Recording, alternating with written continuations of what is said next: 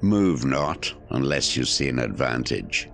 Use not your troops unless there is something to be gained.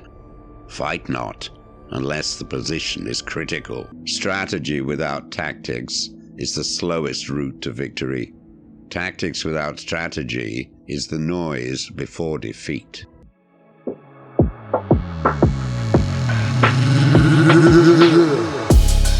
What's up? Osiris here, stuck in the middle. I have a love-hate relationship with progressives. We're going to get into it in this video.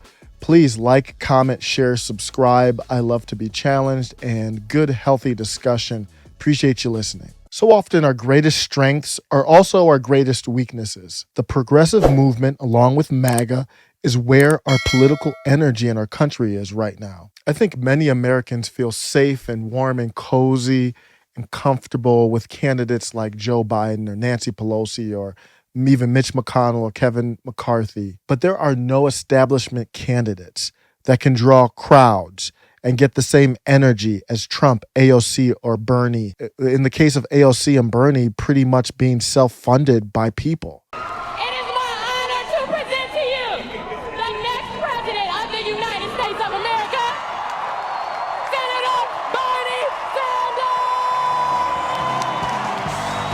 Amazing movement. The energy that brought politicians like AOC to Washington, D.C. is fueled by a passionate, powerful, relentless movement of political activists and progressive figures.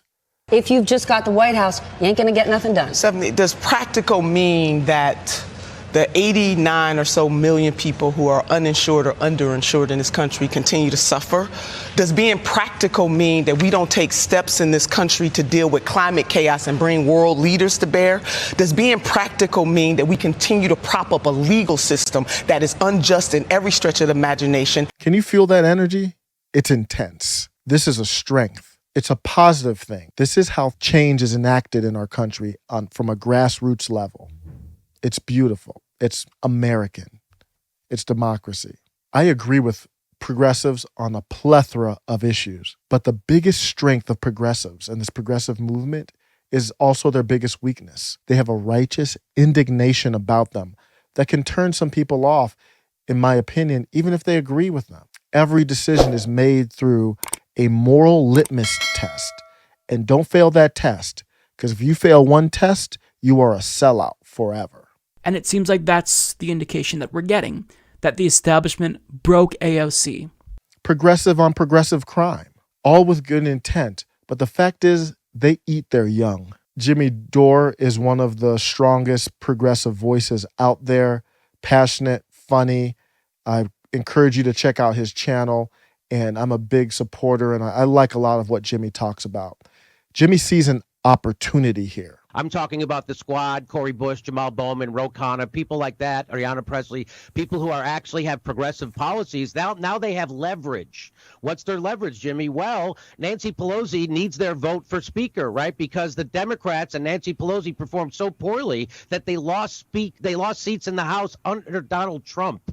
So now the margin is really small, right? So just a handful of progressives could say, Nancy Pelosi, we're withholding our vote from you for speaker unless you bring up Medicare for all for vote on the floor. That's our deal. Now it's up to Nancy Pelosi. Do you want to risk your speakership, or do you want to make sure we have a vote on a basic human right? This is the only time in the next 2 years that the progressives are going to have any leverage whatsoever, and I'm begging them to use it right now to make Nancy Pelosi bring a vote for Medicare for all. It is time to get people on the record. Some people say, well, it wouldn't pass. Well, then the American people who are overwhelmingly for Medicare for all need to know exactly who's against it. Jimmy has great intent, but he's flat out wrong. This would be an attack on Nancy Pelosi, one of the most skilled politicians of all time and one of the most powerful politicians of our era. If you're going to attack Nancy, which I'm completely for, and obviously I'm talking about a political attack.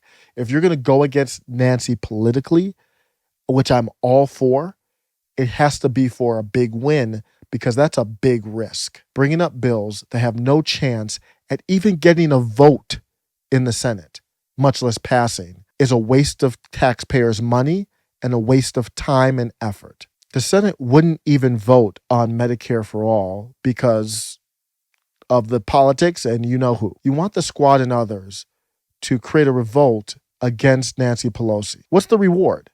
A vote in the House to expose who's really for Medicare for all? Huh? That doesn't expose anything if you know the vote's not even going to go up in the Senate. So if I'm not for Medicare for all, I could still vote for it if I wanted to make myself look like a progressive, knowing that nothing's going to happen from it. So that's a high risk, low reward move. There was someone on Twitter that I think dropped the mic on this whole debate. And I'm going to quote from Spencer 5. If we want to pressure Congress to pass Medicare for all, we should be out in the streets demanding it, rather than putting all the pressure on a handful of congresswomen to commit ritual suicide. They can't always carry the whole team on their backs. Well, what's the answer? Well, number one, if you're going to be a leader, Jimmy or anyone else, we have to be real. We have to be realistic. We are so divided, we can't pass functional stimulus relief in the middle of a pandemic. 8 months probably or so, and since the last relief bill. And we have to be real about that. Medicare for all has zero chance in our political climate right now with a Democrat House and a Republican Senate. It's not happening. The power that progressives have with this great movement they have gone forth with is the people. They are the people's champ, not Nancy Pelosi. Progressives are trending, in my opinion, to pull off a significant takeover of the Democrat Party. They need a larger movement, though, to start infiltrating the Senate and maybe even the presidency. Their limiting factor are unforced errors. In 2016, it was reported that about 12% of Bernie Sanders' supporters converted over, actually, in the general election to Donald Trump. Shocking. I mean, it might be shocking to you. That's a large amount. And that was part of what made the difference for Trump to win. What this shows is Trump actually had a populist message, kind of constructed by Steve Bannon, a lot of common ground and overlap with the progressive movement that is surging right now on the Democrat side. Trump looks like he's going to lose this election. And I should say it definitively, but I am never going to underestimate that man.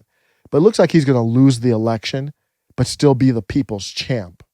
Isn't this a chance, progressives, to pick 5, 10, 15, 20, however you can get percent from that group of Trump supporters and convert them over and say, hey, Trump's gone now, but you have a home over here. I think there's general overlap. I know there's differences, but there's general overlap. Don't focus on the single voter issues that are different. There are a lot of Trump supporters who are anti-establishment. They want someone who is people first, not politics. They are concerned about jobs. Progressives and some Trump supporters would agree on trade. And many of those Trump supporters are not true Republicans. They're not strongly tied to the Republican establishment and Republican Party. So when Trump is gone, they're kind of out in the wilderness. That's the whole reason Trump came into power. In 2016, Trump reached out. This is just one tweet, but it's an example. They did more to reach out. Sad to watch Bernie Sanders abandon his revolution. We welcome all voters who want to fix our rigged system and bring back our jobs. Why can't progressives reach out? They're too focused on putting race and single voter issues to the forefront of their movement. Perfect example. So recently, Brandon Bernard was executed, and it brought up the debate of capital punishment, the death penalty. In response to his execution, Jamal Bowman posted this. We can argue the merits of capital punishment all day. That's fair. I have no problem with that. But calling it a lynching is ridiculous and absurd. And you lose credibility. And I like Jamal Bowman, but you lose credibility here. It's absolutely ridiculous. A lynching is a execution, typically by hanging, that bypasses due process and is heavily racially motivated when you look at the history of our country. What happened to Brandon Bernard was none of those things. So why are you bringing race into this? It's respectfully, Mr. Bowman, it's like you're playing this role in a movie of what you think a progressive person should look like and bringing race into something that this is not a racial, the capital punishment issue is not a racial issue.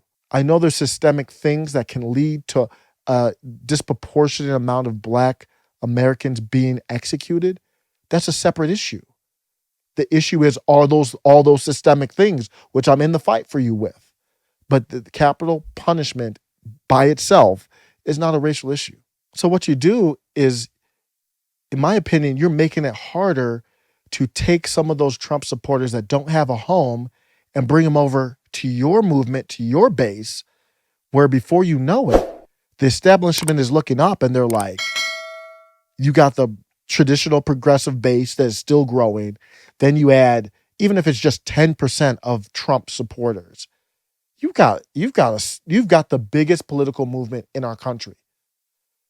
So you guys have an opportunity, as long as you don't mess it up. If progressives work to expand their reach of their populist message, they could have the power to do so much in DC.